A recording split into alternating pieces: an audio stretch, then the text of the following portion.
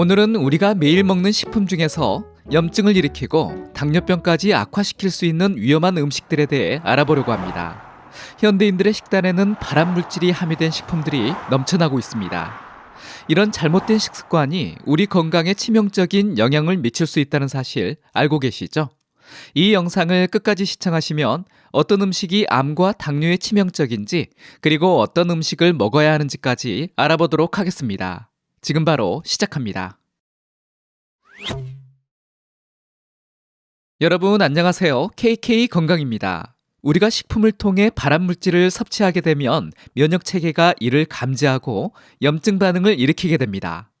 문제는 이런 염증 반응이 일시적이 아니라 지속적으로 일어나게 되면서 만성염증 상태가 된다는 겁니다. 만성염증은 우리 몸의 인슐린 기능을 저하시켜 결국 인슐린 저항성을 유발합니다. 인슐린의 핵심 기능은 혈액에서 세포로 포도당을 운반하는 거잖아요. 그런데 인슐린이 제 기능을 못하니 혈액 속에 포도당이 많은 상태가 지속되게 됩니다. 그러면서 당뇨에 잘 걸맞는 몸이 되는 겁니다. 특히 주의할 점은요, 당뇨병이 있는 분들은 이런 고혈당과 만성염증 상태가 지속되면서 각종 합병증의 위험을 높인다는 사실입니다. 당뇨병성 망막증, 신증, 신경병증 같은 미세혈관 합병증부터 심근경색, 뇌졸중과 같은 심각한 심혈관계 질환의 위험성까지 높아집니다. 서울대학교 의과대학 연구팀에서 발표한 흥미로운 연구 결과가 있는데요. 한국인 당뇨병 환자들을 대상으로 식이습관과 심혈관계 질환의 상관관계를 분석했습니다.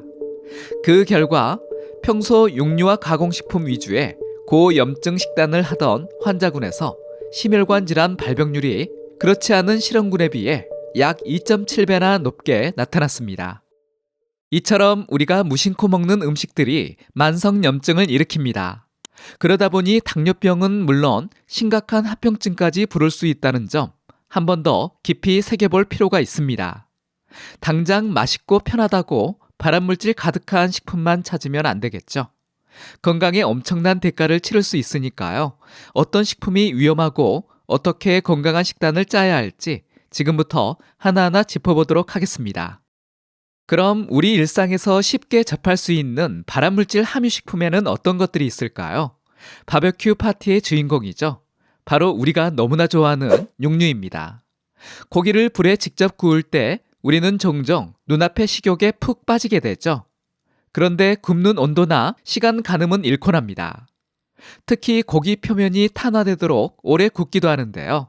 그렇게 되면 헤테로고리아민과 다환 방향족 탄화수소가 만들어집니다. 이름만 들어도 감이 오시죠? 엄청 좋지 못한 물질들입니다. 이 두 물질은 강력한 발암물질로 알려져 있으니까요. 헤테로고리아민은 아미노산과 크레아틴이 고온에서 반응하면서 생기는데요. 쉽게 말해서 고기에 들어있는 좋은 성분인 아미노산과 크레아틴이 뜨거운 열에 노출되면 발암물질이 생긴다는 겁니다. 실험실에서 이 물질에 노출된 쥐들에게서 대장암, 전립선암, 유방암 등 각종 암이 발견되었습니다. 다환 방향족 탄화수소는 어떨까요? 이 물질은 고기에 있는 지방이 불에 타면서 발생하는데요.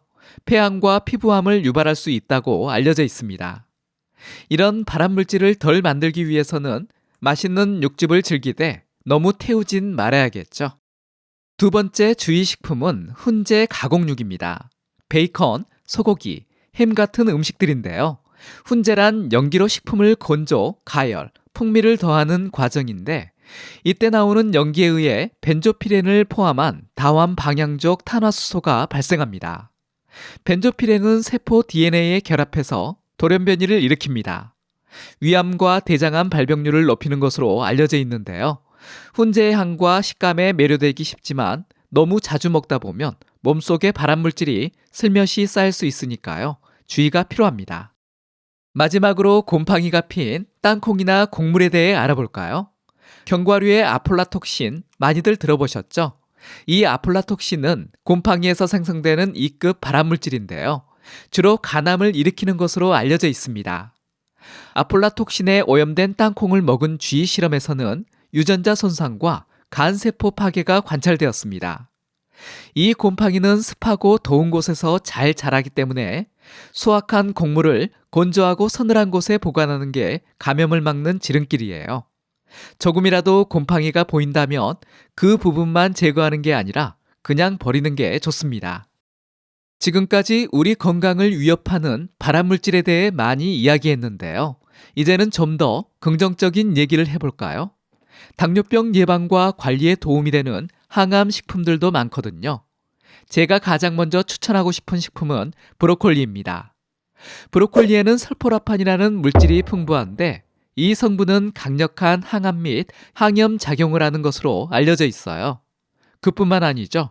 당뇨병 예방과 관리에도 아주 좋은 채소이기도 합니다. 블루베리도 아주 좋은데요. 안토시아닌이라는 항산화 물질이 다량 함유되어 있습니다.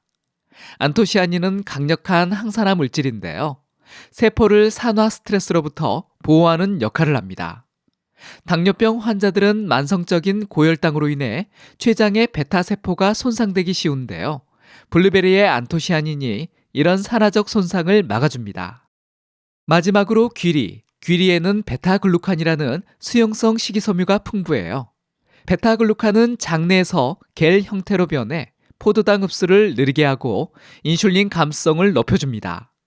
그래서 식후혈당 상승을 완만하게 해주는 거죠. 전북대학교병원 내분비내과 연구팀에서 제2형 당뇨병 환자분들을 대상으로 연구한 결과 식사 시 귀리를 섭취한 그룹이 그렇지 않은 그룹보다 식후혈당이 훨씬 안정적으로 유지되었다고 합니다. 물론 이 식품들이 만병통치약은 아닙니다. 하지만 우리가 매일 조금씩 먹는 음식들을 바꾸는 것만으로도 건강은 분명 좋아질 거예요. 브로콜리, 블루베리, 귀리처럼 항암 물질이 풍부하고 혈당 조절에도 도움되는 식품들, 우리 식단에 자주 올려보는 게 어떨까요? 자, 그럼 우리가 할 수 있는 올바른 식습관 개선 방법에는 어떤 것들이 있을까요? 첫째, 신선한 재료 위주로 식단을 구성해야 합니다. 제철 채소와 과일, 잡곡을 적극 활용하면 영양 불균형을 막고 자연히 가공식품 섭취를 줄일 수 있습니다. 주 3회 이상은 채식을 하는 것도 좋은 방법입니다. 둘째, 고기 없는 식단에 도전해보는 건 어떨까요? 매일 먹던 소고기, 돼지고기, 닭고기 대신 콩고기나 두부로 단백질을 섭취하면 포화지방은 줄이고 식이섬유는 풍부하게 먹을 수 있습니다. 셋째, 통곡물을 적극 활용해야 합니다.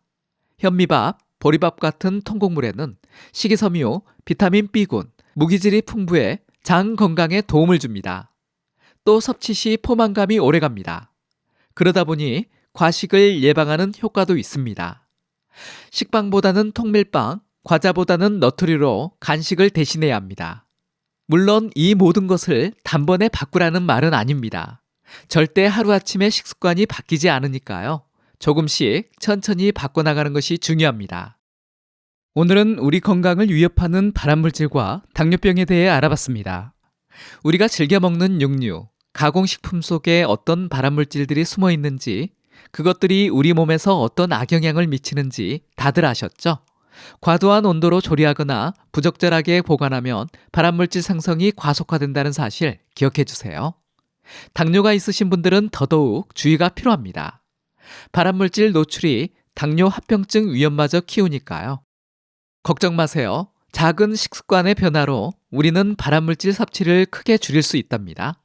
고기는 너무 태우지 말고 적당히 익혀 먹기, 가공육은 너무 자주 먹지 않기, 채소와 과일 위주의 균형 잡힌 식단 구성하기, 몸에 좋은 음식, 건강한 조리법. 한 번에 완벽할 순 없겠지만 작은 변화의 시작이 중요합니다.